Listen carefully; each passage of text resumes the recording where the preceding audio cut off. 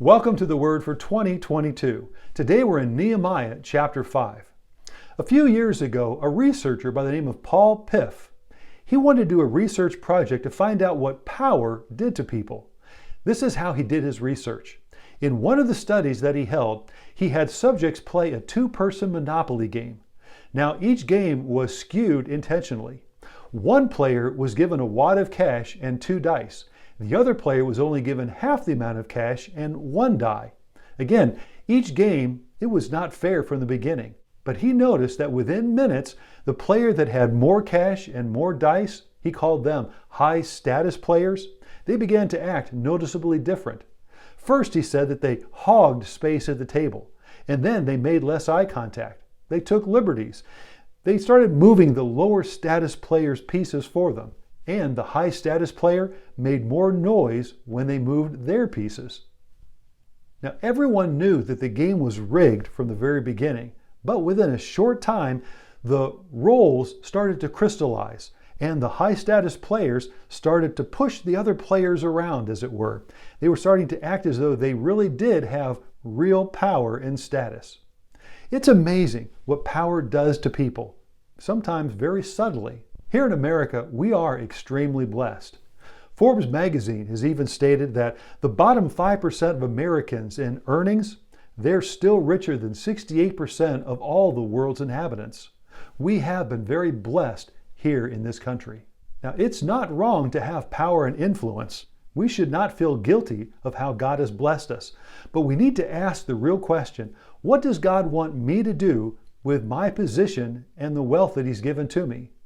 That's the situation that's taking place here in Nehemiah chapter 5. In this chapter, there were those in Jerusalem that had power, position, and possessions. But they used this to impoverish their brothers. Those with means literally exploited their neighbors. They abused the poor. They manipulated the situation for their own benefit. And they violated God's law by charging interest, usury, to their fellow Jews. In the Old Testament, God had explicitly said, you shall never do this. You are to help your brothers and build them up. They were an example of what not to do. Now, example of someone that used their position wisely is found also in history. During the Revolution, Marcus D. Lafayette, he was a French general and a politician. He had joined the American Revolution, and he was a close friend to George Washington. Now, he was wealthy both in the United States and in France. But the harvest of 1782 was very poor. However, the manager of Lafayette's estate, he was able to fill Lafayette's barns with wheat.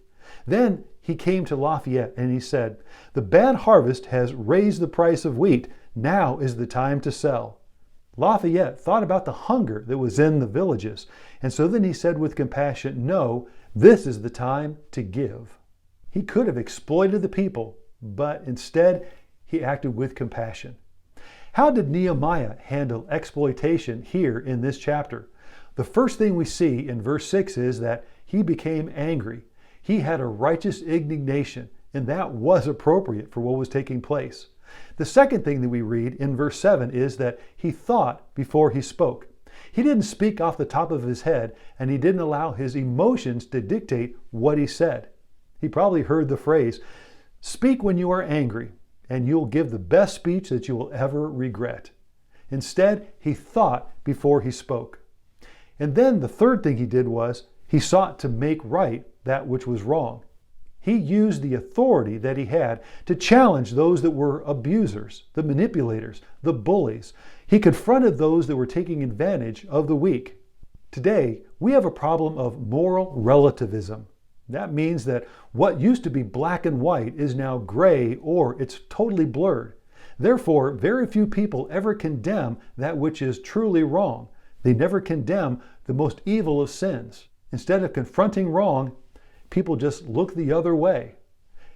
Nehemiah, however, again, he confronted those that were taking advantage of the situation.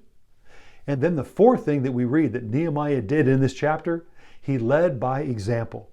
Instead of thinking of himself, he thought of others. He served others rather than allowing them to serve him. He had the opportunity to take, but instead he gave. Why? Because he knew that one day he too would have to stand before God and give an account for how he lived. That we read in the very last verse of this chapter. Nehemiah, he handled exploitation by first getting angry, then thinking before he spoke, and then getting involved to make right that which was wrong, and then finally, he led by example. Thank you for joining the Word for 2022.